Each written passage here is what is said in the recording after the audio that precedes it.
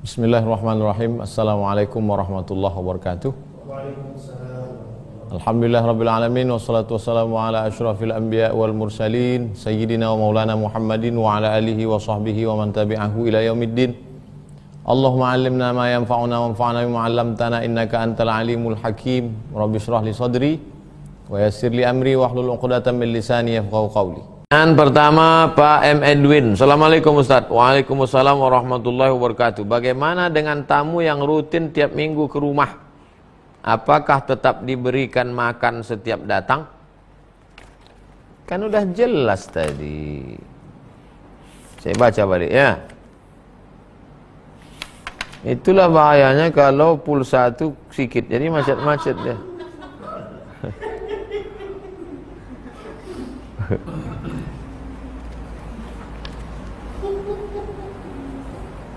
Saya bacakan ya.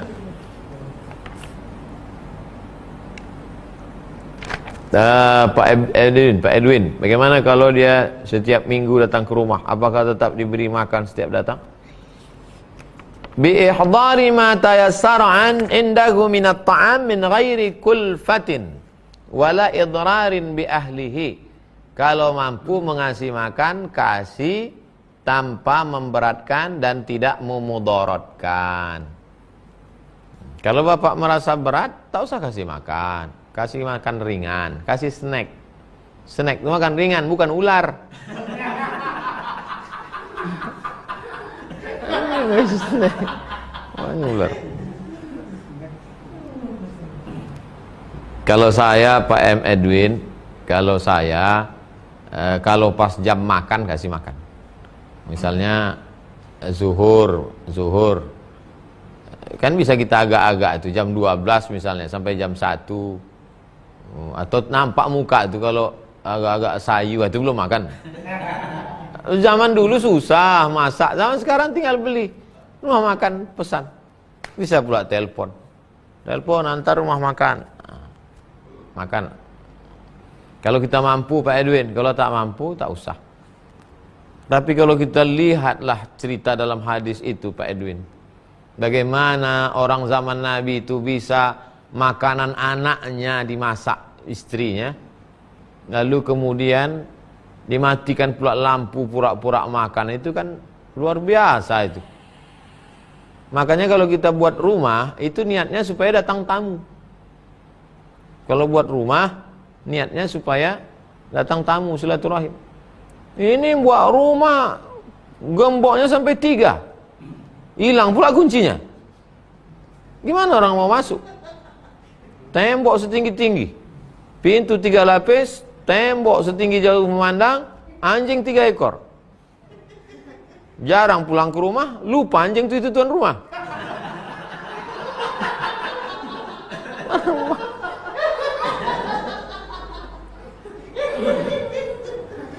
Gitu Pak Edwin. Mudah-mudahan kita semua diberikan Allah kelapangan hati. Kadang bapak nih baik menerima tamu, bininya pula, siapa tuh bang? Suruh balik. Mudah-mudahan Pak Edwin dan jamaah semua diberikan Allah murah rezeki, rumahnya besar-besar untuk menerima tamu insyaallah. Amin. Kedua, Ibu Puspa. Ustadz, seorang anak misalnya kurban 1 ekor kambing, dan setahu saya aturan syariatnya 1 ekor kambing bisa untuk 1 keluarga, termasuk orang tua masih hidup. Apakah kesampaian juga untuk orang tua yang sudah meninggal dengan 1 kambing sekeluarga tersebut? Begini ceritanya Bu Puspa. Yang paling tinggi, paling afdal, paling bagus yang dilaksanakan Nabi tahun ke-10 waktu Haji Wada, 100 ekor onta sendirian. Nah, itu yang paling bagus Bu Puspa.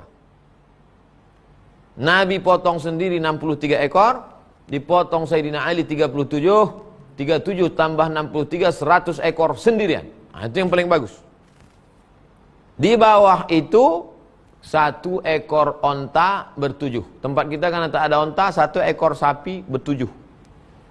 Assalamualaikum Pak Ketua Masjid, panitia. Ya, ini untuk saya, ini istri saya, ini anak saya, ini menantu saya, ini cucu saya. Itu bagus, 7.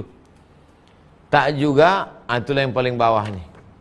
Level paling bawah. Seekor kambing untuk satu rumah. Saya potong seekor kambing, maka untuk serumah. Dapat yang satu rumah ini, ya.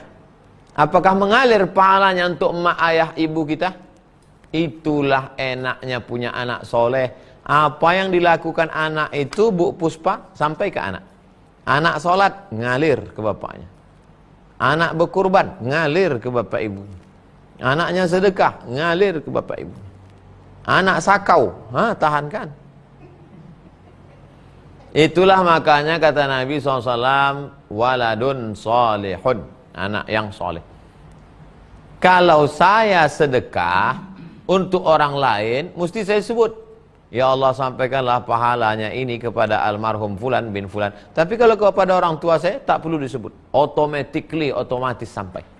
Itulah enaknya punya anak soleh. Mudah-mudahan anak-anak kita soleh-solehah semua. Amin. Ya Rabbal Alamin. Ketiga, Ibu Wiwi.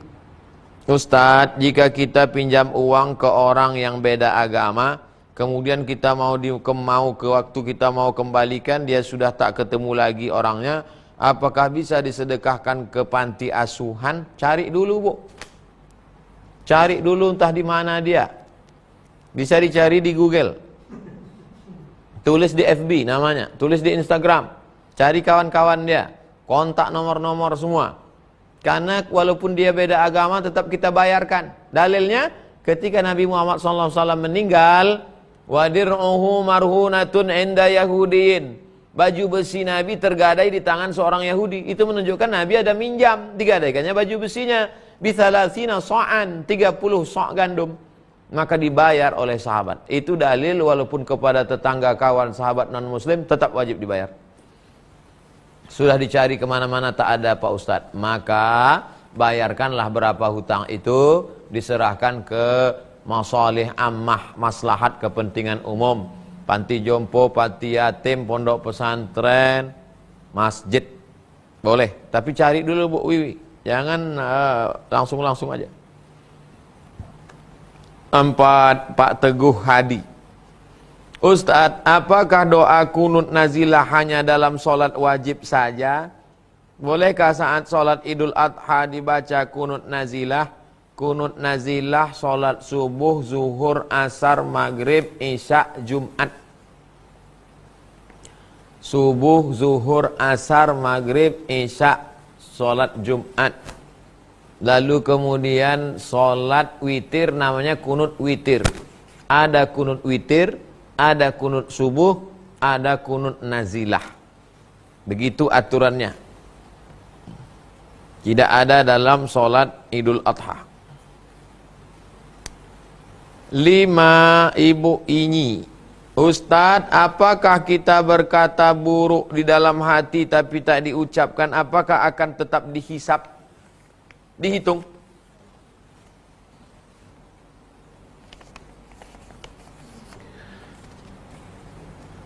Wa in tubdu ma fi anfusikum aw tukhfuhu yuhasibkum bihillah. Apa yang ada dalam hatimu, baik kau simpan dalam hati ataupun kau nyatakan, tetap akan dihisap, dihitung. Tuh ayat tuh, Bu. Itu ayat itu, Bu, ini ujung surat Al-Baqarah. Wa in tubdu ma fi anfusikum. Kalau kau nyatakan, kau simpan apa yang ada dalam hatimu, yuhasibukum bihillah, maka tetap akan dihisap oleh Allah, dihitung. Datanglah sahabat melapor, ya Rasulullah, kalau begitu tak sanggup kami hidup. Mana sanggup kita, semua yang terlintas di hati dihitung. Kita pula nongkrong kerja di pinggir jalan, nampak orang baju besar badan kekecilan, orang kecil baju kebesaran. Macam-macam terlintas dalam pikiran. Nah, macam pakai kelambu kawan nih. Dihitung itu semua, matilah kita. Datanglah sahabat mengadu, melapor ke Nabi, ya Rasulullah, kalau begitulah beratnya tak sanggup kami ya Rasulullah. Turun ayat, la yukallifullahu nafsan illa wus'aha. Allah tidak menghitung kecuali sesuai kemampuan orang. Jadi kalau dia hanya sekedar terlintas sekali, tidak dihitung selama tak dicakapkan. Makanya kalau terlintas sekali, astagfirullah. Kenapa abang istighfar tadi? Usah kau tanya-tanya, nanti dihitung malah.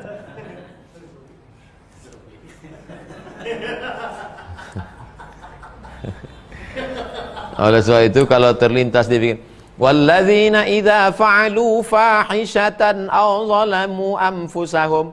Kalau mereka melakukan perbuatan yang tak diridhai Allah, terlintas dalam hati mereka, zakarullah, segera ingat kepada Allah.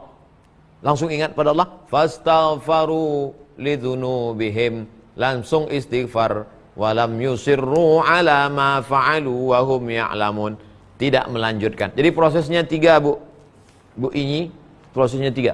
Pertama, ingat. Setelah ingat, istighfar. Setelah istighfar, stop. Sekarang banyak yang ingat, tapi tidak istighfar. Banyak yang istighfar, tapi tidak stop. Ada orang ingat tapi dilanjutkan juga. Ada yang ingat dan istighfar. Astagfirullah, aku kalau nengok ibu itu entah macam hantu tengok. Yang bagus itu adalah ingat, istighfar, walam yusirru ala ma fa'alu wa hum ya'lamun, tidak melanjutkan. Demikian jamaah yang dimuliakan Allah SWT. Besok berat kaji kita nih besok. Jangan marah. Jadi besok itu kita ngajinya slow-slow aja. Jamaah yang dimuliakan Allah.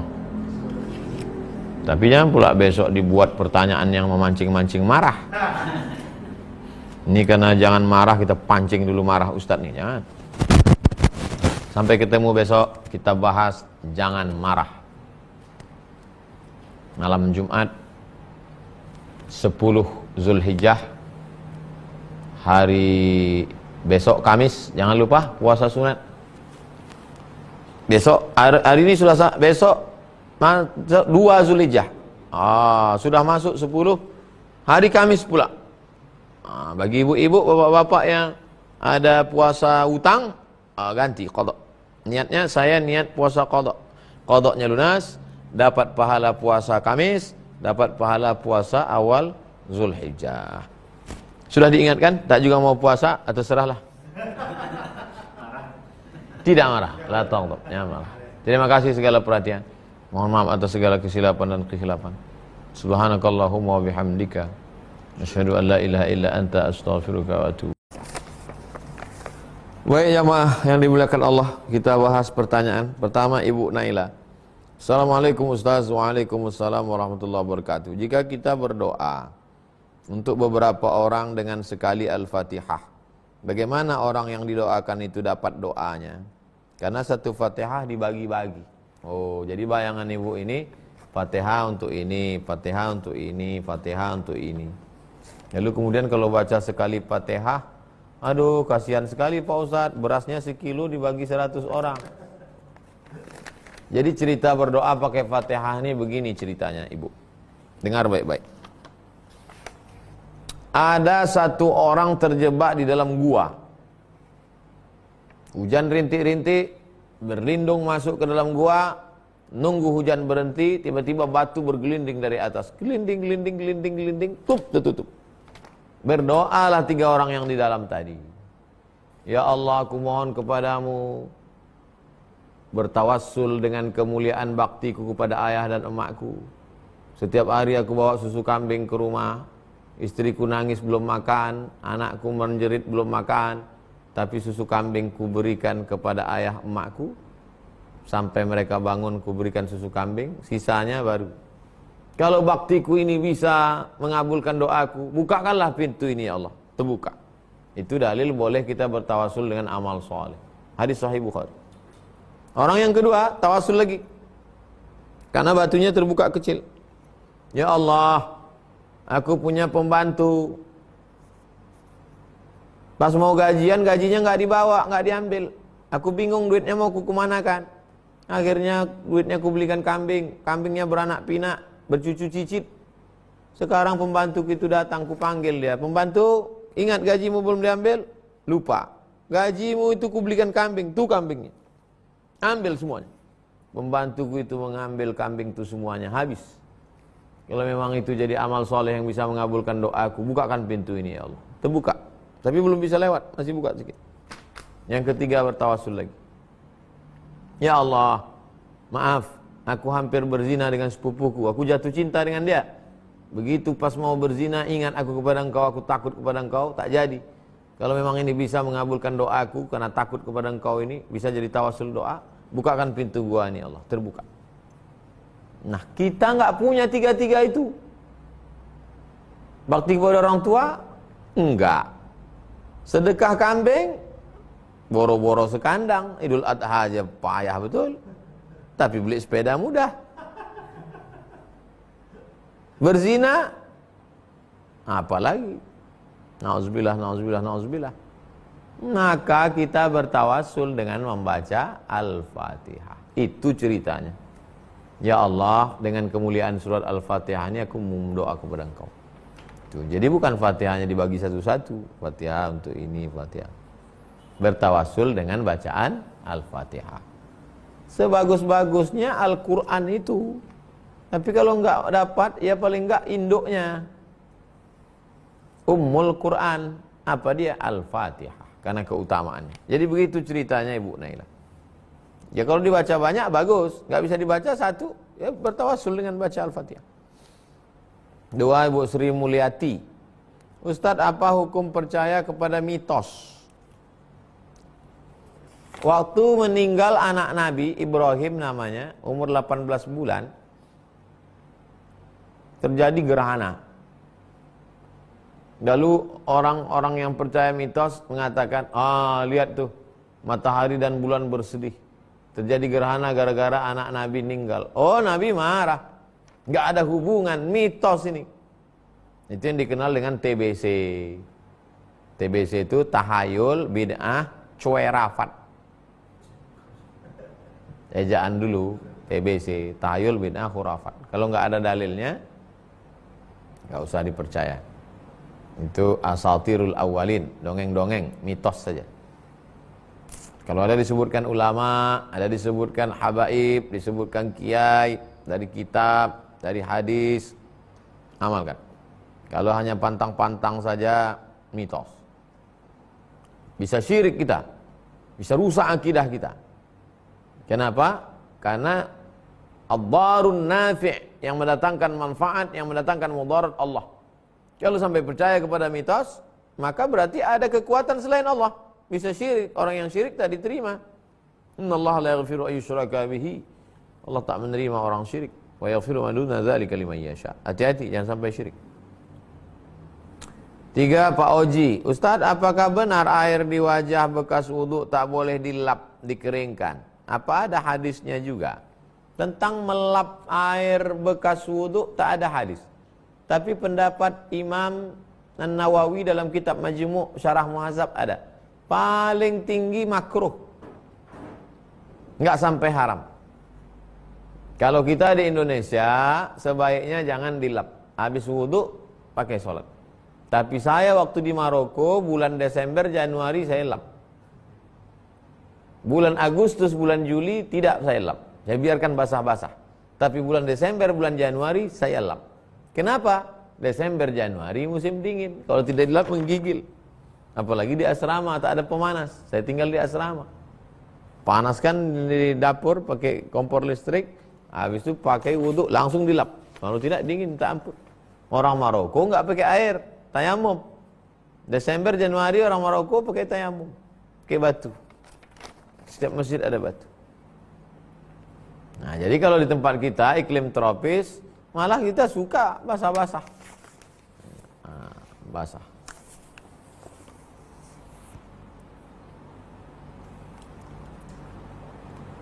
Empat, Ustadz, bagaimana dengan mengusap tangan ke wajah setelah berdoa? Subhana rabbika rabbil izzati amma yasifun wa salamun alal mursalin walhamdulillahi rabbil alamin. Nabi SAW kalau berdoa diangkat tangannya, falam yaruddahuma hatta yamsaha bihima wajhahu. Dia tidak menurunkan tangannya sampai dia mengusap.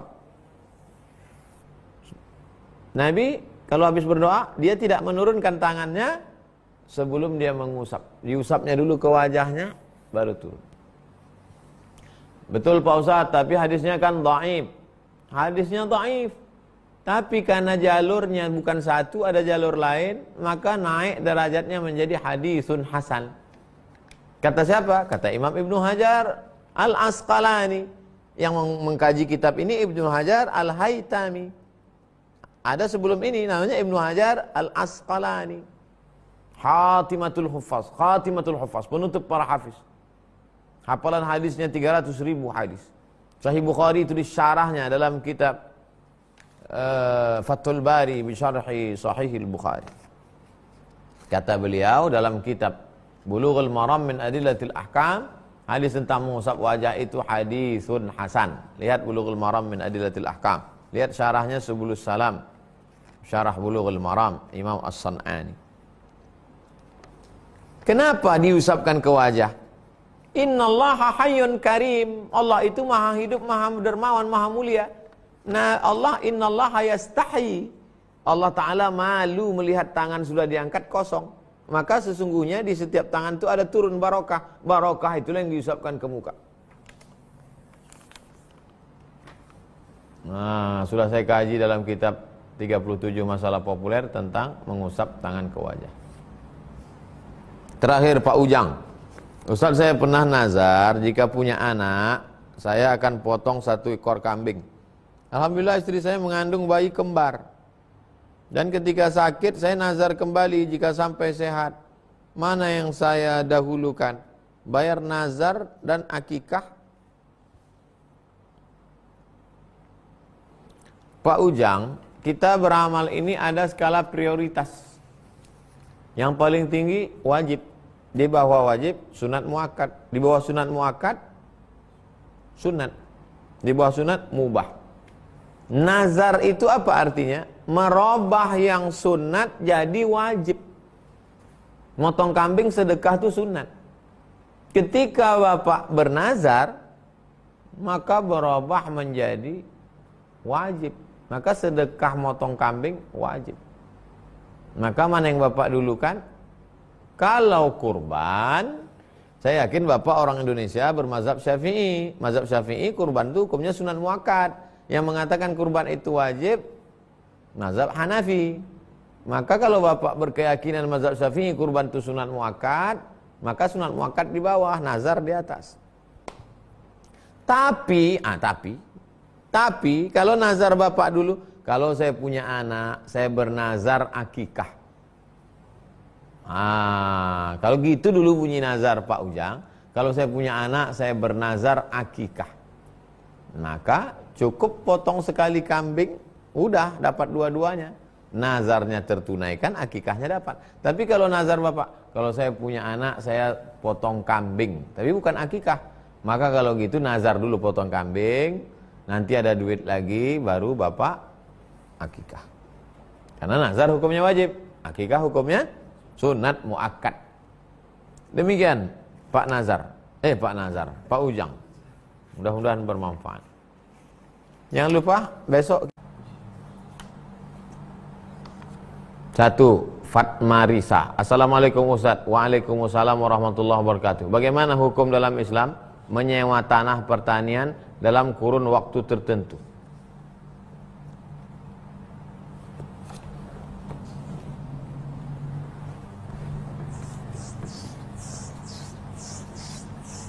Kita mapping sebentar ya. Yang disebut dengan mapping. Apa mapping nih Pak Ustadz? Nah, cari di Google apa itu map. Pemetaan. Nama agama kita ini Islam. Islam ini isinya akidah. Akidah itu tentang Allah, malaikat, sorga, neraka, mati. Lalu kemudian ada namanya fikih. Lalu kemudian ada namanya akhlak. Akhlak itu apa? Ridho, qanaah, zuhud. Udah kita bahas itu 53 stasiun. Masa lupa? Nah, fikih itu terbagi lagi. Ada namanya fikih ibadah. Apa itu? Salat, zakat, puasa, haji. Ada lagi namanya fikih munakahah. Nikah. Nanti kan bukunya 44 tanya jawab tentang nikah. Nah, namanya fikih nikah. Ada lagi namanya fikih siasah. Itulah politik, bagaimana ngangkat pemimpin, bagaimana menjatuhkan pemimpin, bagaimana syarat-syarat pemimpin. Itu dibahas semuanya. Itu disebut dengan fikih daulah atau siasah asyariyah. Ada lagi namanya fikih muamalah. Dalam muamalah ini dikaji tentang sewa menyewa, jual beli, gadai menggadai. Cuman ini jarang dikaji. Biasanya orang kalau sudah di masjid ngaji masalah, malam ini pengajian kita tentang darah haid, darah wilayah, darah bisul, darah jerawat, darah nyamuk, darah apa. Padahal ini mesti dikaji kalau mau membangkitkan ekonomi Islam. Maka diantara pertanyaan Ibu Fatma Risa adalah tentang sewa menyewa. Saya sewa tanah kamu 2 tahun untuk nanam padi, ini uangnya. Atau nanti saya bayar. Ini sewa menyewa boleh dalam Islam. Saya anjurkan ibu beserta jamaah beli fikih Islam Sulaiman Rasyid. Fikih paling simpel untuk pemula, untuk mengetahui ajaran Islam. Fikih ibadahnya ada, munakahahnya ada, fikih daulahnya ada, muamalah jual beli ada. Supaya tahu tentang sewa menyewa, rukun, syarat, wajib. Simple, tipis untuk pemula. Fikih Islam Sulaiman Rasyid, 50.000. Harga naik saya nggak tanggung jawab. Pak Irham Nasution, Nasaktian, halak kita sesudena. Ustadz, apakah masih bersalah orang tua yang sudah menasihati anak, tapi anak itu masih juga berbuat dosa? Muru auladakum bisolah wa hum abna'u sab'a sinin. Suruh anakmu sholat ketika mereka berumur 7 tahun. Nak, sembahyang kau ya. Nanti kalau kau tak sholat, aku masuk neraka, nak. Apa mak? Kata dia. Kalau kau tak sholat, aku masuk neraka, nak. Biar aja lah mak, aku kan tak masuk, kata dia. Kurang ajar anak ini. 7 tahun, belum ada akalnya lagi. Wadribuhum fil ashrah, pukul dia ketika 10. Pukulnya pukul mengajar, bukan pukul menghajar. Pukul mendidik, memberikan efek jerak. Habiskah tanggung jawab Pak Irham Nasution? Tak pernah berhenti mulut nih Pak. Sembahyang, sholat, ketuk pintu, buka. Kenapa kau tak sholat? Sudah SMP, sudah SMA, sudah kuliah, sudah nikah dia. Tetap tak berhenti. Anak saya perempuan Pak Ustaz, dulu di rumah saya suruh sholat. Sekarang dia sudah nikah, sudah punya suami, bukan tanggung jawab saya lagi. Kata siapa? Man ala salasa banatin, siapa yang punya anak perempuan 3 orang. Fa'addabahunna, dididiknya dengan baik. Wa zawwajahunna, dinikahkannya dengan orang baik-baik. Wa ahsana ilaihinna, buat baik sampai mati. Buat baik sama anak itu sampai mati. Hayya 'alas shalah. Dulu calon menantu itu datang dari musola ke rumah bapak mau nanya-nanya. Sekarang subuh, zuhur, asar, maghrib tak pernah keluar kamar. Pas dibuka main game online. Bapak panggil dia.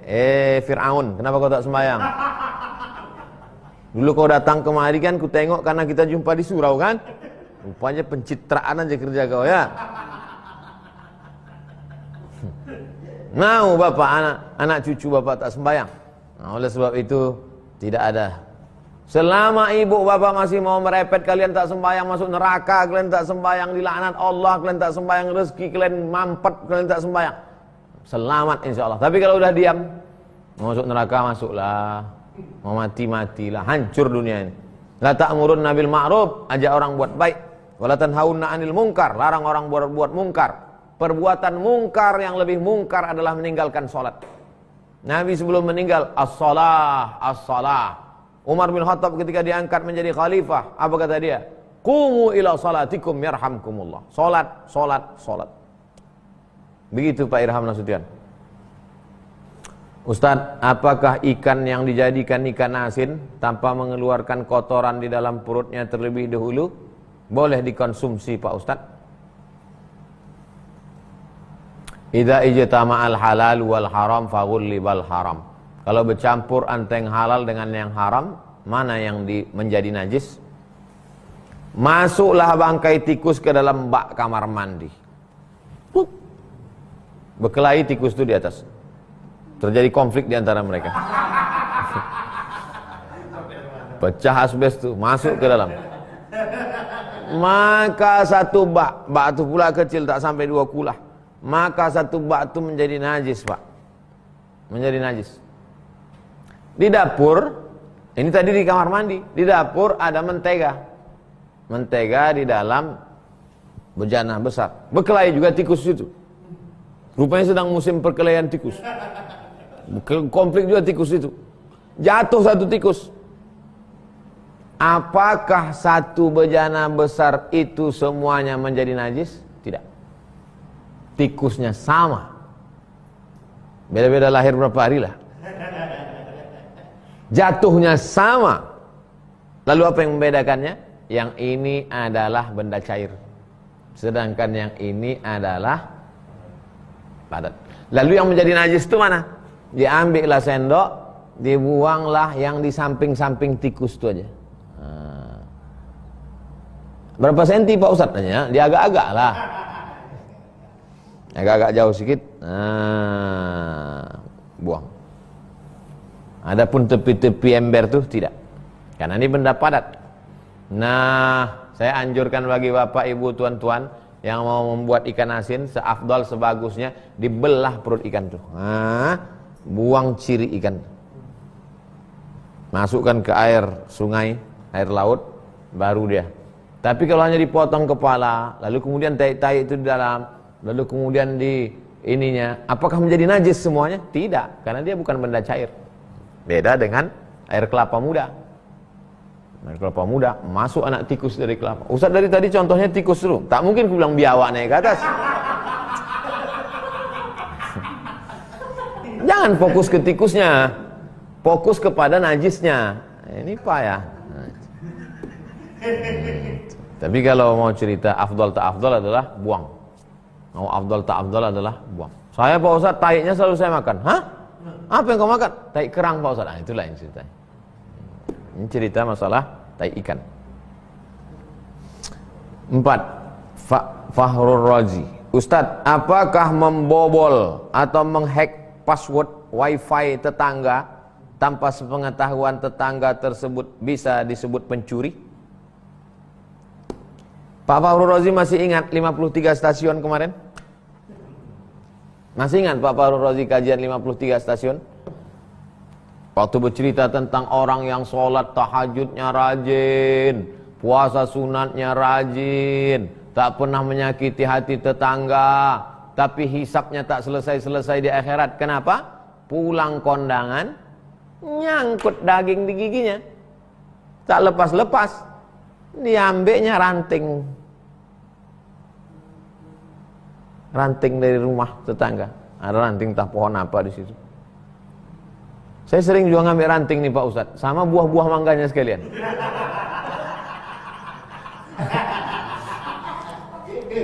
Rantingnya jadi ambilnya sedikit ranting. Begitu hisapnya. Baca buku.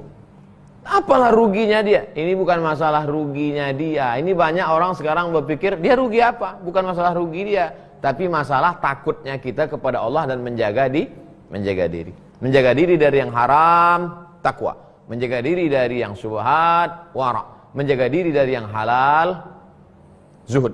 Nah, begitu Pak Fahrul Razi. Jadi kesimpulannya Pak Ustadz, pahamilah itu. Jadi Ustadz memang nggak pernah pakai wifi tetangga nih, memang Pak.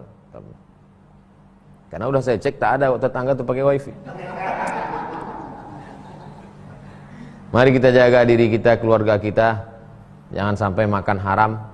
Wifi kan tak dimakan Pak Ustadz, menggunakan yang haram. Tak sampai haram Pak Ustadz, menggunakan yang syubhat pun jangan. Famanittaqa syubhat. Siapa yang menjaga dirinya dari yang syubhat, remang-remang, abu-abu, faqad istakmala, maka dia sudah menyempurnakan imannya kepada Allah Subhanahu wa ta'ala. Itulah kaji kita pada malam hari ini, mudah-mudahan bermanfaat. Besok kita bahas lagi tentang salat Islam. Kita jawab pertanyaan dari Pak Edwin. Assalamualaikum Ustaz. Waalaikumsalam warahmatullahi wabarakatuh. Bagaimana tamu yang rutin tiap minggu ke rumah? Apakah tetap diberikan makan setiap datang? Hah? Bukan yang ini? Dari Ibu Rozalina Zahra. Assalamualaikum Ustaz. Waalaikumsalam warahmatullahi wabarakatuh. Saya pernah mengalami keguguran usia kandungan 3 bulan dan janinnya itu ada. Apakah anak itu saya akikahkan dan saya kurban?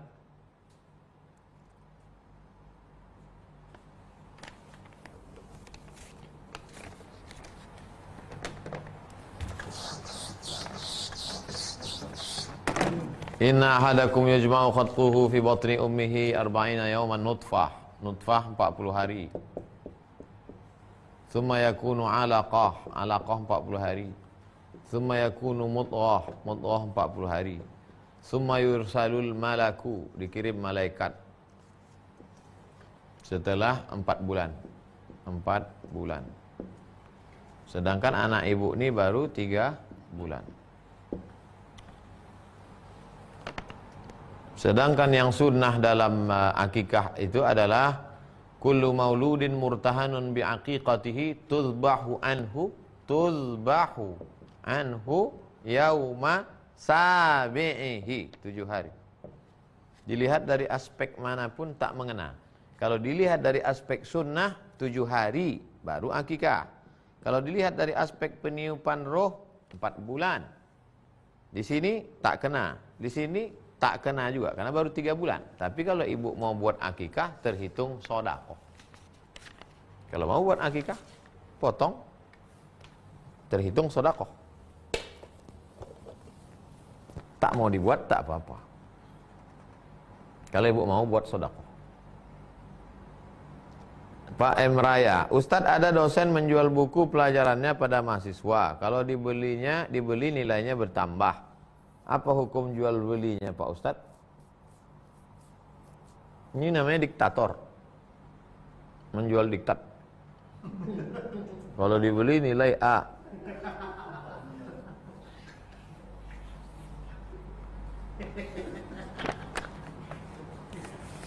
Kalau saya jadi mahasiswa, ini beda sikap kita jadi.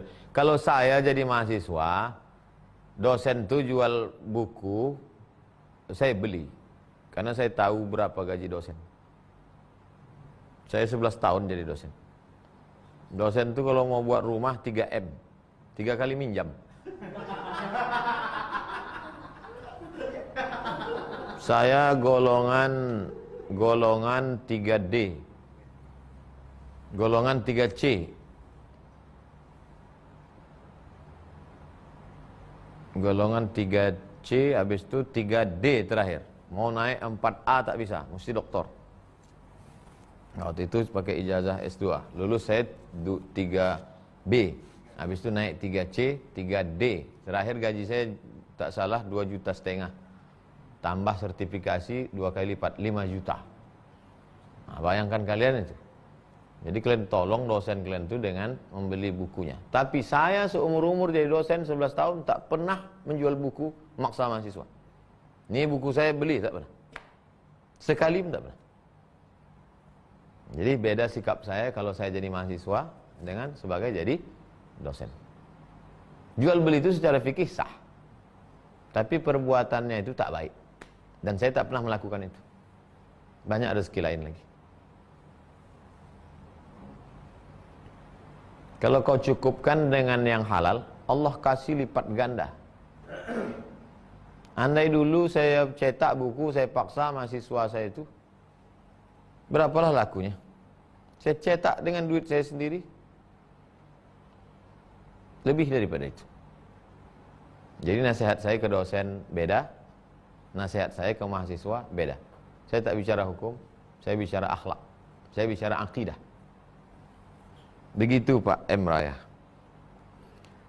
Ketiga Ibu Umi, Ustadz kalau selesai kuret apakah boleh sholat 5 waktu? Kuret ini berapa bulan kandungan?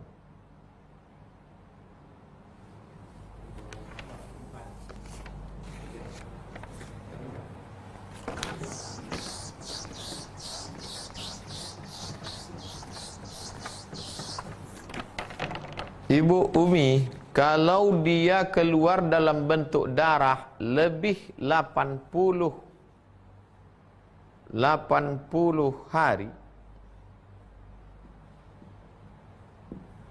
atau berbentuk lebih 80 sekian hari, atau berbentuk janin, maka ibu tetap berlaku hukum nifas. Berlaku hukum nifas berarti 40 hari. Kalau kandungan ibu berumur 80 hari plus, atau keluar dia, karena tak tahu hitungan harinya, karena tak pernah dibawa periksa, keluar dia bentuk janin, maka ibu berlaku hukum nifas 40 hari, tak boleh sholat. Kalau masih keluar darah, maaf lewat 40 hari, maka bertambah menjadi 60 hari. Kalau lewat 60 hari tetap juga masih keluar darah, maka ibu mandi bersih, masuk waktu azan, sholat. Nama darah yang keluar itu darah istihadah, darah penyakit. Orang yang kena istihadah tetap puasa sunat, tetap sholat. Cara sholatnya, azan, masuk waktu, cuci bersih, pakai pembalut, sholat.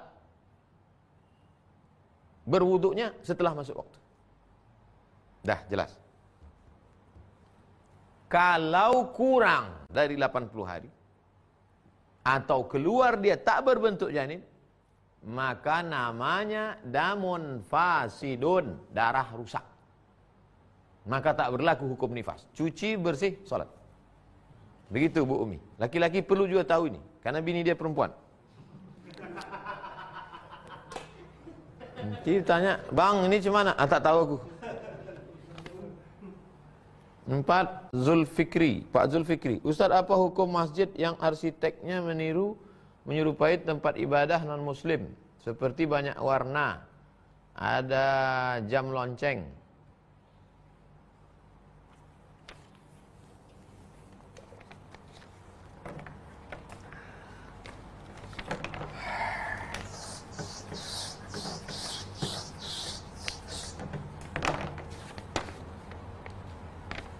Ini bangunan asli Masjid Nabawi, petak saja.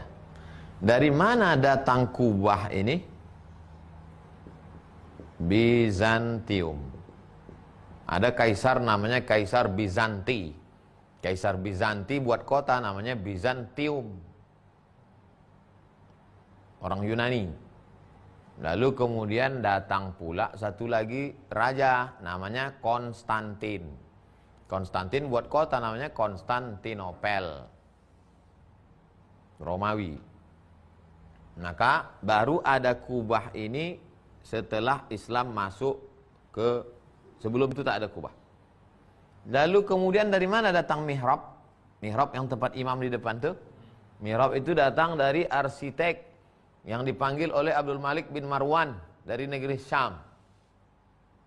Tak ada zaman Nabi. Nih, arsitek dari Syam. Lalu dari mana pula datang ini, Dari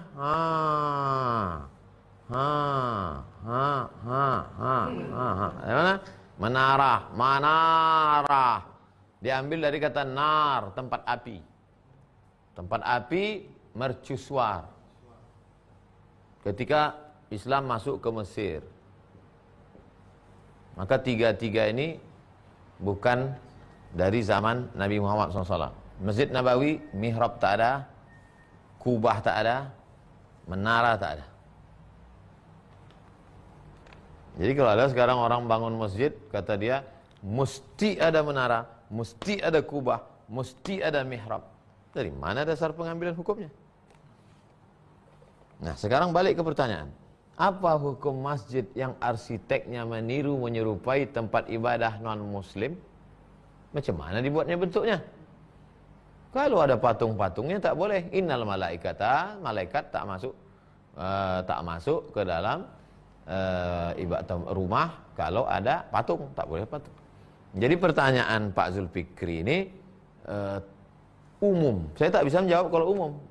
Silakan besok malam kirimkan gambarnya, nanti saya tengok cuma mana bentuknya. Tapi yang saya jawab ini secara umum, bahwa ini masuk ke dalam masjid padahal tak ada dalam hadis, padahal tak ada dalam Quran, tak ada dalam sejarah Nabi. Ini musuh masuk belakang.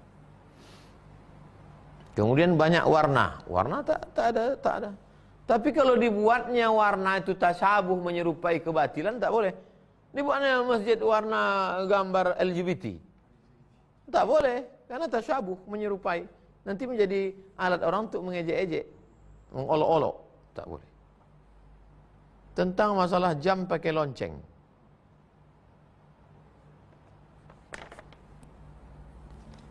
Disertasi saya tentang Syekh Hasyim Asy'ari wajuhuduhu fi nasri sunnah. Kontribusi Syekh Hasyim Asy'ari tentang penyebaran sunnah di Indonesia. Ada buku beliau namanya Al-Jasus fi Tahrimin Nakus, tentang hukum haram nakus. Nakus tuh kan kayu yang dilobangi dalamnya lalu dipukul dari luar. Apa namanya itu? Kentong. Syekh Hasyim Asy'ari mengharamkan kentong. Karena kentong dipakai oleh agama lain untuk memanggil waktu sembahyang. Tapi beduk enggak. Kalau kayu besar dilobangi tengahnya, diisi dengan kulit sapi dari luar, dipukul, enggak haram. Kenapa? Karena tidak dipakai mereka untuk memanggil, untuk beribadah mereka. Ada dalam disertasi saya. Terakhir Bu Nur Hidayah, Ustadz, apa maksud la'anallah man la'ana walidah? Allah melaknat orang yang melaknat orang tuanya.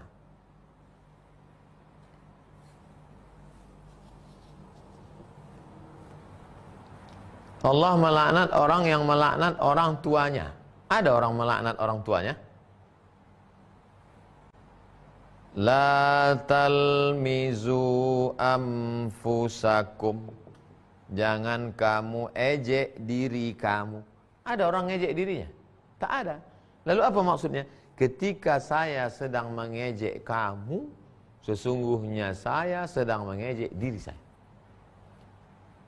Ketika saya sedang melaknat ayah kamu, kepala ayah kaulah, maka saat itu saya sedang mengejek ayah dan ibu saya. Maka kita ini sudah menjadikan satu kesatuan. Man qatala nafsan bighairi nafsin faka'annama qatalan nasa jami'a. Siapa yang membunuh orang lain, maka seolah-olah dia sudah membunuh seluruh orang di dunia. Wa man ahyaha faka'annama ahyan nasa jami'a. Siapa yang menghidupkan orang, maka dia sudah menghidupkan semua orang. Makanya kalau nampak kita ada orang susah, beri dia kehidupan. Bantu, tolong dia. Tak sanggup membantu, salurkan ke Yayasan Tabung Wakaf Umat. Jadi 20 derajat dari arah sebenarnya. Apakah harus merombak dilakukan perubahan miring shaf atau memiringkan sajadah atau biarkan saja? Dua pendapat. Kalau ngikut pendapat almarhum Syekh Profesor Dr. Ali Mustafa Yaqub, mantan Imam Masjid Istiqlal, kata beliau arah kiblat itu nggak perlu dirubah, asalkan sudah arah ke arah Ka'bah udah. Fawalli wajhaka syatral Masjidil Haram. Itu pendapat Syekh Dr. Profesor Dr. Ali Mustafa Yaqub. Sedangkan pendapat Majelis Ulama Indonesia mesti diukur. Kalau di kota kita Pekanbaru, datang ke Kanwil Kemenak. Di sana ada namanya Lembaga Badan Hisab dan Ru'yah. Lembaga Badan Hisab dan Ru'yah itu kan ngurus masalah 1 Ramadan Pak Ustadz, termasuk masalah arah kiblat.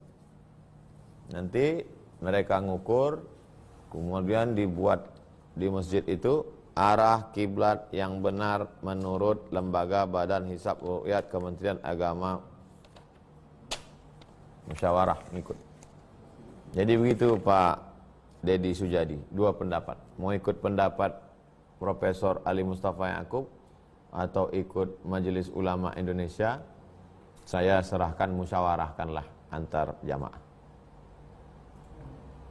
Jangan sampai jadi fitnah gara-gara masalah kiblat. Dua, Ibu Jannatun.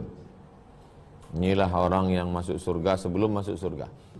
Jannatun, surga. Ustadz, saya TKW di Taiwan, sudah 14 tahun, Masya Allah. Sesuai aturan setelah 14 tahun saya harus meninggalkan Taiwan. Namun karena corona dan melihat pemerintah Indonesia, saya milih untuk tetap di Taiwan. Jadi status saya ilegal. Bagaimana dalam pandangan Islam terkait gaji hasil kerja saya, Pak Ustadz? Berat saya menjawab pertanyaan ibu. Karena kalau saya katakan penghasilan ibu haram, nanti ibu pulang, lalu kemudian kita kan ada aturan internasional, harus ada visa, kemudian harus ada. Jadi saya tidak bicara hukum.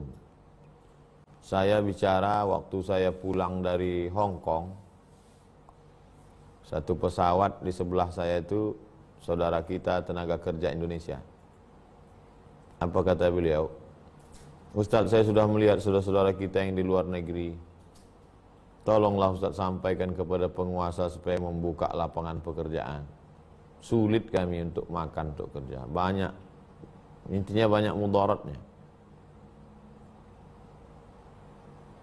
Bayangkan betapa sakitnya hati orang Indonesia. Keluarga dia mesti mencari nafkah 14 tahun.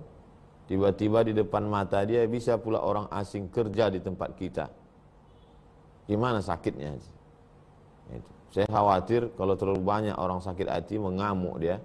Bisa mengamuk secara zahir, bisa juga dia berdoa kepada Allah. Doa orang teraniaya ini luar biasa. Untuk saudara-saudaraku yang bekerja di luar negeri, jangan pernah berpikir bekerja selamanya. Cobalah berpikir untuk kumpul modal aja.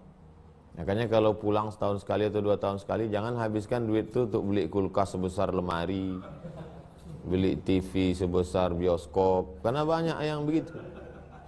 Banyak yang begitu, kerja dia 2 tahun, pulang beli TV, beli motor, habis, terus pergi. Jangan begitu. Jadi pola pikirnya, pulang itu untuk modal, irit, beli aja secukupnya, beli TV cukup untuk nonton. TV besar sikit dari HP cukup lah. Besar-besar.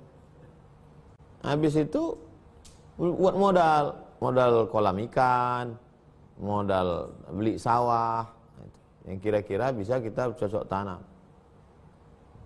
Coba perbaiki mindset cara pandang kita. Mau sampai kapan kita merantau ini? Jadi harapan saya, Ibu Jannatun dan ibu-ibu saudara-saudariku yang lain yang bekerja mencari nafkah, perbaiki niat, kumpul untuk modal, pulang sektor pertanian. Lebih baik di sini rumah kita sendiri. Ahmad Albar.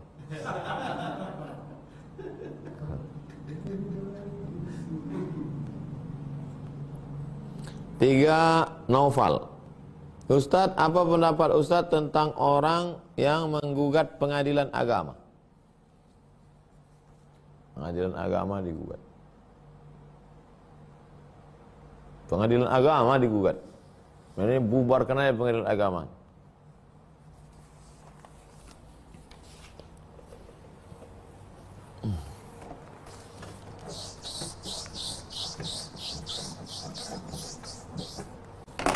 Agak panjang sedikit ceritanya. Nih. Apa nih Pak Ustadz? Piramid terbalik kah? Tahun 1600-an. 1600-an. Cari nanti 1600 berapa. Waktu itu sultannya Sultan Agung. Sultan Agung. Di zaman Sultan Agung itu ada namanya Pengadilan Serambi. Pengadilan Serambi. Kenapa disebut Pengadilan Serambi? Karena memang hakimnya memutuskan di Serambi masjid. Di emperan masjid Serambi. Di emperan masjid itulah diputuskan semua masalah. Masalah pidana, masalah perdata, masalah ekonomi, masalah semua diputuskan berdasarkan hukum Islam. Sultan Agung. Kenapa Ustadz cerita Sultan Agung? Kenapa nggak cerita Sultan Riau? Ustadz kan tinggal di Riau. Nanti kalau ku ceritakan Riau, kata orang, alah mentang-mentang orang Pekanbaru. Dan aku mau yang lebih tua daripada itu. Kenapa begitu? Karena kerajaan Siak Sri Indrapura 1723 123 tahun sebelum kerajaan Siak. Lebih tua lagi Sultan Agung. Ada yang lebih tua lagi Pak Ustaz? Payah saya menggambarnya nih, naik lagi ke atas. Ketika Ibnu Battutah sampai ke Aceh, Samudra Pasai. Karena kalau mau ke Nusantara ini, itu yang pertama ketemu, Pulau Sumatera bagian atas. Dia melihat hukum Islam ditegakkan mengatur segala aspek kehidupan manusia waktu itu. Baca Rihlah Ibnu Battutah, Explorer Ibnu Battutah. Waktu itu yang jadi rajanya adalah Raja Aceh yang kedua. Raja Aceh yang pertama yang Islam itu namanya Malikul Saleh. Malikul Saleh punya anak Malikul Saleh itulah yang ketemu dengan Ibnu Battutah. 1200-an. Lebih tua lagi 1200-an. Setelah itu Wali Songo 1400-an 1400-an Wali Songo. 1200-an Aceh, 1400-an Wali Songo, 1600-an Sultan Agung. Baru kemudian mundur lagi ke bawah 1800-an. Apa yang terjadi 1800-an? Muncullah hukum yang dibuat oleh Belanda, KUHP, KUHP, KUHD. Kitab Undang-Undang Hukum Perdata, Kitab Undang-Undang Hukum Pidana, Kitab Undang-Undang Hukum Dagang. Maka mulailah disunat, dikebiri hukum Islam itu. Tidak lagi hakim agama bisa memutuskan masalah pidana, masalah perdata, masalah dagang. Dagang di sini adalah ekonomi. Kecil. Lalu kemudian kita pun merdeka 1900. Tetap berlaku. Secara penjajahan kita merdeka, tapi dalam masalah hukum kita masih pakai hukum Belanda. Suka tak suka, mau tak mau, tanya. Makanya ketika ada anak mahasiswa, Ustaz, saya mau S2, ambil hukum Islam gimana? Kau cari beasiswa ke Leiden, Belanda. Karena kau yang paling mengerti ini. Nanti kau pulang, kau jadi pengacara muslim yang membela hak-hak orang. Lalu kemudian di mana lagi umat Islam punya hukum? Tinggallah hukum pengadilan agama. Pengadilan agama yang mengurus masalah talak, rujuk, harta warisan, masalah. Tinggallah lagi sekutil mukmin ini lagi. Tinggal sebesar upil, ini pula mau digugat. Apa sebetulnya yang terjadi? Nah, orang Islam mesti ngerti, mesti paham. Jangan sibuk masalah khilafiyah, lalu kemudian diam, pura-pura tak tahu atau memang tak ngerti. Urutannya jauh, brother. Dari 1200, 1400, 1600, 1800, 1945 sampai satu-satunya lagi kekuatan hukum yang dimiliki umat Islam adalah pengadilan agama. Wajib dipertahankan. Kalau pengadilan agama ini pun juga mau digugat, akhirnya umat Islam tak punya kekuatan, tinggallah ormas. Saya bukan mengecilkan ormas. Ormas Muhammadiyah 1912, Ormas Nahdlatul Ulama 1926, Ormas Al-Wasliyah 1930. Ormas sudah ada sebelum Indonesia merdeka. Tapi kita bicara tentang kekuatan hukum dalam pandangan negara, legalisasi. Kalau organisasi sosial kemasyarakatan, Majelis Ulama Indonesia, itu sifatnya advice, nasihat, saran. Masyarakat mesti paham ini.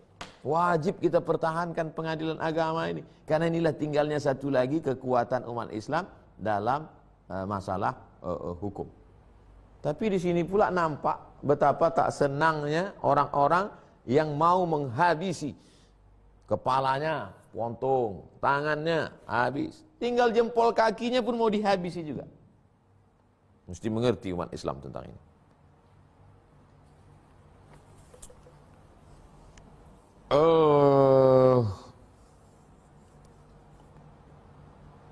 Pak Awang Seki, Ustadz, apakah benar jika kita minjam uang untuk ibu atau saudara tanpa sepengetahuan istri, hukumnya sama dengan selingkuh? Siapa yang meminjamkan uangnya untuk ibu dan adiknya, tidak tahu istrinya, sama dengan selingkuh. Hadis palsu. Sekarang saya lihat bertebaranlah hadis-hadis palsu di internet yang buatnya, dan banyak saya lihat grup-grup. Saya pengamat itu, saya tengok. Siapa yang menemani istrinya ke pasar, maka pahalanya sama seperti jihad fisabilillah. Ini siapa yang punya kerjaan? Ini dari pihak kelompok ibu-ibu yang buat, saya yakin. Lalu kemudian dari pihak bapak-bapak membalas, siapa yang mau menikahkan suaminya, mencarikan calonnya, menyiapkan biayanya, maka masuk surga tanpa hisab. Jadi mereka ini perang ini di dalam. La haula wala quwata illa billah. Kalau kita tidak senang, tidak suka, katakan tak suka, jangan lagi membuat-buat. Apalagi kalau menisbatkannya sampai ke Nabi. Man kadzdzaba alayya muta'ammidan falyatabawa maq'adahu minan nar. Siapa yang berdusta terhadap Nabi secara sengaja, maka siapkanlah tempat duduk dari api neraka. Pak Awang kewajiban ke Ibu Awang 5. 1. Kasih Bu Awang makan. 2. Kasih Bu Awang pakaian. Jangan sampai ibu itu keluar rumah pakai pakaian belum selesai dijahit. 3. Kasih Bu Awang tempat tinggal yang layak. Bu Awang jangan pula minta rumah artis 5 miliar. Pak Awang kasih ibu itu pendidikan. Bagaimana sholatnya, baca Qur'annya, itu tanggung jawab Pak Awang. Kalau Pak Awang tak sanggup mendidik, panggil guru ngaji ke rumah. Guru ngaji perempuan. Yang kelima, Pak Awang kasih perhatian. Kalau Bu Awang pulang bawa oleh-oleh, gimana Pak? Mantap. Walaupun tak mantap, supaya menyenangkan hati dia. Lalu kemudian ini terkait dengan nafkah, zahir dan batin. Nafkah, Pak Awang wajib kasih nafkah. Standar nafkahnya berapa juta Pak Ustadz? Wa ashiruhunna bil ma'ruf. Pergaulilah mereka dengan ma'ruf. Ma'ruf itu artinya urf, kebiasaan. Kira-kira standar, nggak sama standar Riau dengan Jakarta. Standar Jakarta tak sama dengan Kalimantan. Standar Kalimantan tak sama dengan Sulawesi. Standar Sulawesi tak sama dengan Papua. Ya standar kira-kira di situ cocok, sesuainya berapa. Tidak lebih, tidak kurang. Pakai standar pertengahan. Itu saja kewajiban. Jadi Pak Awang tidak mesti bulanan ada laporan, mama ini laporan semuanya. Wah kalau begitu, nah itu hukum dari mana yang dipakai? Asal sudah Pak Awang laksanakan ini, maka Pak Awang sudah menunaikan kewajiban nafkah sebagai seorang suami yang baik. Jadi tak perlu membuat laporan detail segala macam. Terakhir Ibu Habibah, Ustadz kalau haid boleh nggak nyisir rambut dan gunting kuku dan dibuang? Kalau mazhab Syafi'i, Bu Habibah, motong kuku kan tahu jadwal haidnya, kan tahu, bukan macam jadwal anggota dewan. Jadwal haid itu kan tahu kapan. Jadi sebelum haid gunting dulu, potong rambut dulu. Kalau ada yang mau dirapikan, nanti setelah, jangan. Dalam mazhab Syafi'i tidak. Dan saya berpegang pada itu karena lebih hati-hati. Tapi kalau rambutnya gugur, almarhumah mak ini dulu kalau di dalam laci mesin jahit tuh membungkal rambut. Untuk apa nih mak? Nanti dibawa mandi. Rupanya kalau rambut tuh gugur, dibawa mereka untuk mandi saat mandi haid. Lalu karena penasaran, lalu saya tanya ke Syekh Said Askar, ketemu di jalan. Assalamualaikum Syekh Said Askar. Waalaikumsalam. Beliau ini anggota Majma' Buhus, lembaga riset Al-Azhar. Kanat min taqalidi ummahatina fi Indonesia, tradisi emak-emak kami di Indonesia, idza saqatat sya'ruha, kalau rambutnya gugur, au zafruha atau kukunya gugur, tamassakat biha. Mereka simpan. Summa hamilatha waghtasalat biha. Kemudian mereka bawa dan mereka bawa mandi. Ma hukmu fi dzalik ya Syekh? Kata Syekh Said Askar, idza saqatat aw inqata'at, kalau gugur atau kuku patah, fahiya kazibalah, dia sama seperti sampah aja kata dia. Dia tak perlu disimpan dikutip. Oh. Setelah pulang saya kasih tahu, tapi orang tua tetap berpegang. Enggak, kata Ustadz kami dulu mesti. Nah, itu. Jadi Ibu Habibah, jangan potong rambut, jangan potong kuku. Tapi sisir kan nggak terelakkan. Ketika ibu sisiran, gugur dia, bisa pakai pendapat dua. Kalau ibu gulung, ibu bawa mandi, pendapat dalam mazhab Syafi'i, selamat. Tapi kalau ibu buang, pendapat Said Askar, ulama besar Al-Azhar, kata beliau sama macam sampah aja. Saya kalau ada pendapat saya sampaikan supaya tidak memberatkan. Dinu yusrun, agama ini mudah. Demikian Ibu Habibah. Terima kasih segala perhatian, mohon maaf segala kesilapan. Kita tutup dengan kafaratul majlis. Subhanakallahumma wa bihamdika asyhadu an la ilaha illa anta astaghfiruka wa atubu ilaik. Wa sallallahu ala sayyidina Muhammad wa ala alihi washabbihi wasallam. Walhamdulillahirabbil alamin. Assalamualaikum warahmatullahi wabarakatuh.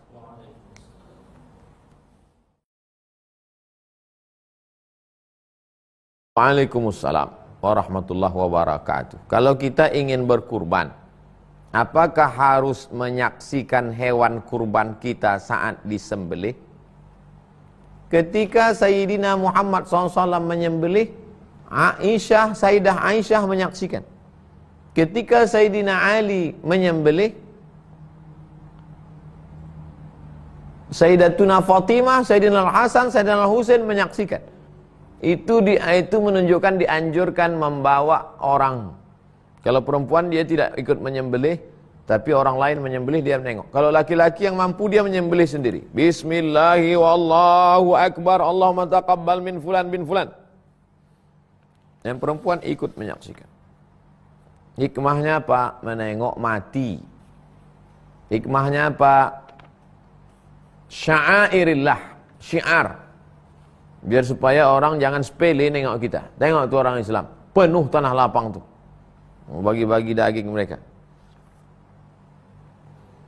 Apa hukum menyaksikan itu? Bukan rukun, bukan syarat, bukan wajib. Bukan rukun, bukan syarat, bukan wajib, sunat. Jangan gara-gara ini tak berkurban. Pak, kirimkan kurbannya ke suku Talang Mamak, suku Akit, suku Laut, suku Sakai. Wah enggak, saya mesti ngelihat penyembelihan. Transfer aja. Ngelihat itu tidak wajib, tidak rukun, tidak syarat. Transferkan ke nomor berikut ini.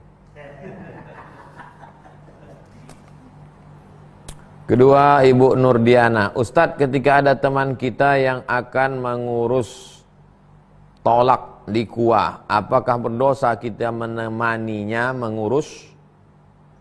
Kalau dia cukup rukun syarat, maka tidak dosa. Karena dalam Islam ada pembahasan tentang itu. Tapi kalau hanya untuk main-main, hanya untuk suka-suka, hanya untuk menyia-nyiakan hukum Allah, maka kita termasuk dalam orang yang at-tala'ub bihududillah, mempermainkan hukum-hukum Allah. Cukup syarat, tidak memberi nafkah, tidak memberi makan, tidak memberi pakaian, tidak memberi perhatian.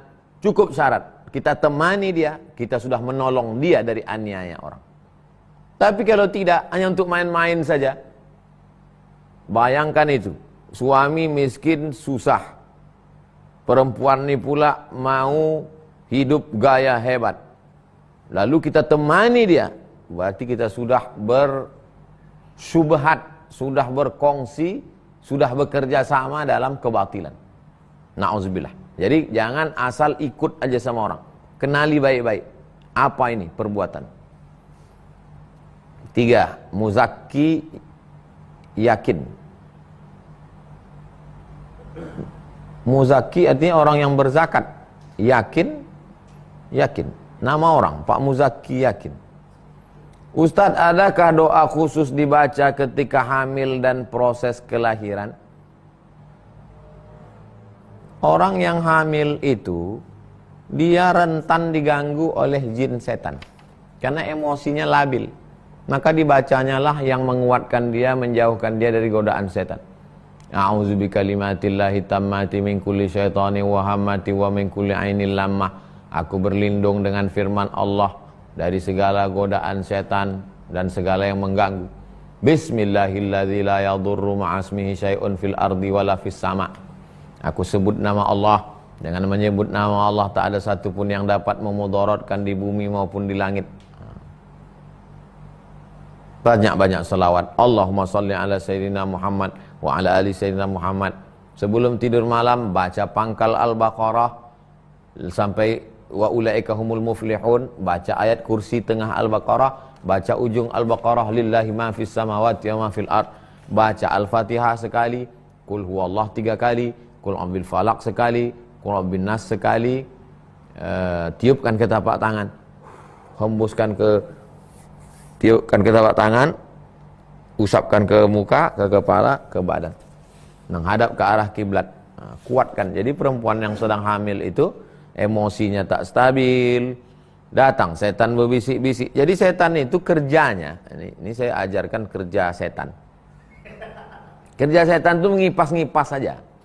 Jadi kalau nampaknya ada percikan api, adik kipasnya jadi besar.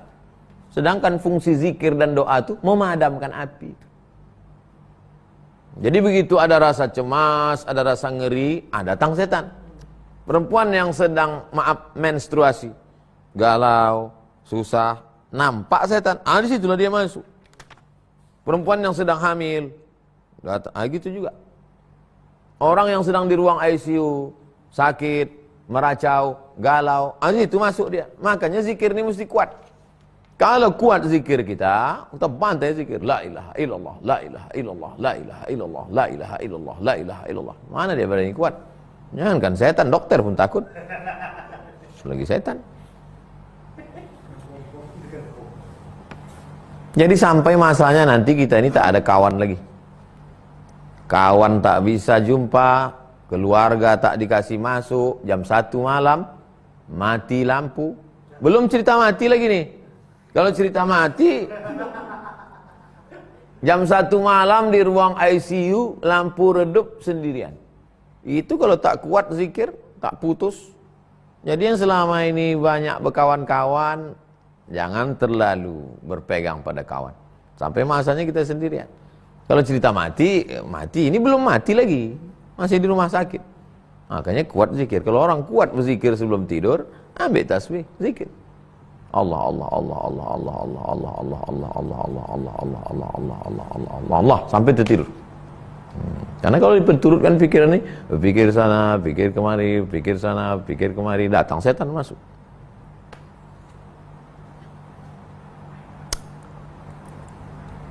Kalau ada orang menganggap masih muda usah zikir dulu, nantilah agak tua, tak bisa. Man syab'a ala syai'in syab'a alaih. Siapa yang membiasakan dari muda, itu yang terbawa sampai tua nanti.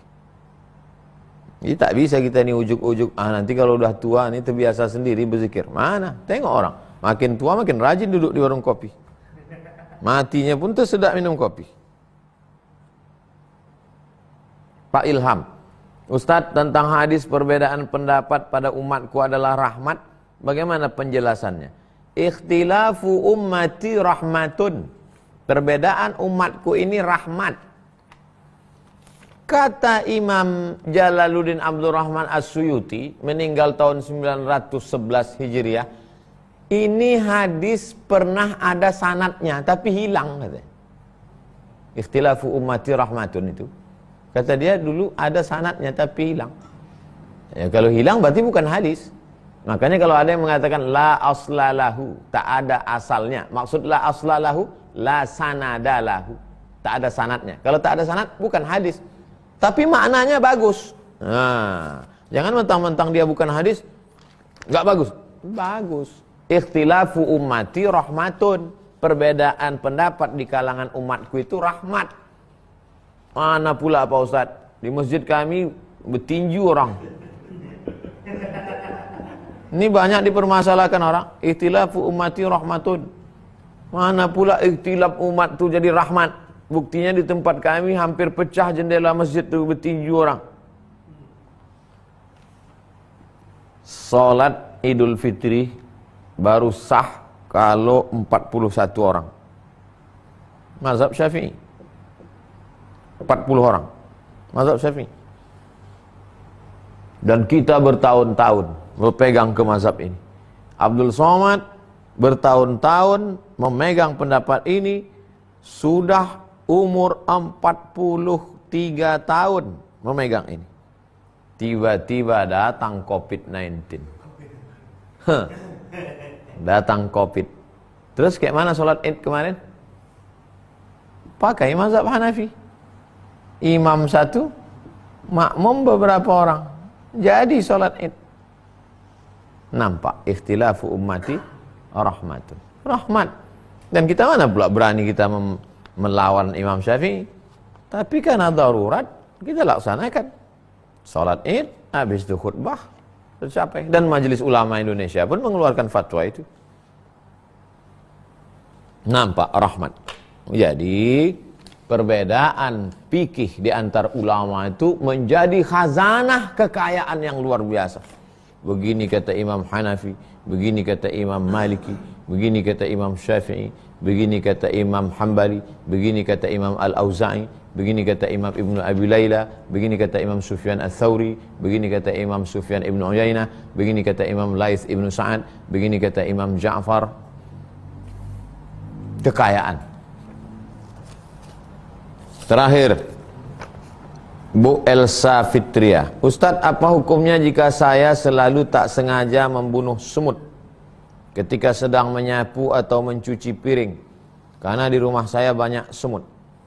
Kenapa semut itu datang ke piring? Karena ada tulang ikan. Maka habis makan, jangan biarkan tulang ikan itu ada di atas piring. Ini bukan tak sengaja, sengaja kita meninggalkan. Buang tulang ikan, sambal-sambal, telur dadar, segala macam berlebih, masukkan ke plastik, masukkan ke tong sampah.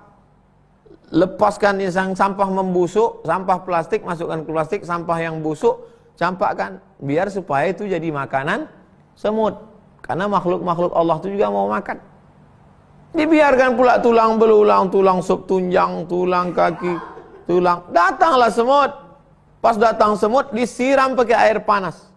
Oh, dia makhluk Allah Ta'ala. Tengok Nabi Sulaiman alaihissalam. Nabi Sulaiman raja di raja gagah perkasa. Ditahannya pasukan itu. Di rumah banyak anak kecil. Anak kecil itu kan habis makan roti, kalau perutnya kenyang, sipak-sipaknya roti itu. Disapu lah. Habis itu disapu, buang. Ini dibiarkan. Oh, dibiarkan tentu berdatangan semut. Bukan salah semut tuh, kita yang salah. Kita yang salah. Kita biarkan agak 2-3 jam, datanglah semut. Pas datang semut baru mengamuk. Wah, ini semut ini datang. Semut tuh kalau boleh dia dikasih suara, mengamuk juga dia. Aku kalau tak ada kuih ini, tak ada datang aku sini kata dia. Karena dari kuih berserak inilah aku mau kemari. Ustaz ini mengada-ngada. Ustaz Somad ini mengada-ngada, mana pula bisa semut mengamuk. Tuh, Nabi Sulaiman mendengar semut berkata, Ya ayyatuhan namlu dukhulu masakinakum. Hai semut-semut, masuklah kalian ke sarang kalian semua, supaya jangan sampai pasukan Sulaiman menginjak perut kamu jadi pecah. Fatabassama dhahikan. Tersenyum Nabi Sulaiman. Jadi kalau kita menjadi pemimpin, maka semut pun mendapat keadilan kita. Jangan biarkan. Lalu kemudian tak boleh membuang air panas di tepi jendela. Buka jendela, orang di kampung kan rumahnya jauh-jauh. Buka jendela, ambil air panas. Puf. Tak boleh. Kenapa tak boleh? Karena ada jin yang lalu lalang. Ya kalau yang kena itu jin bongak. Kalau yang kena bos premannya,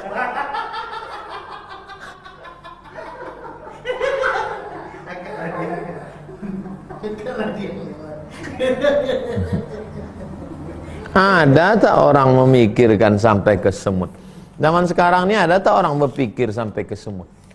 Ada tak orang berpikir sampai makhluk Allah ini ada yang nampak, ada yang tak nampak dari kalangan jin? Sesudah anak SMP, SMA diganggu jin, barulah sibuk kepala sekolah. Gimana nih Pak Ustaz? Kok jin sudah selama ini kita ganggu dia. Kau pikir kau yang ganggu kata jin? Pas dipanggil, "Hai jin, kenapa kau ganggu anak-anak ini?" Ya biar kutunjukkan, biar jangan apa kali mereka.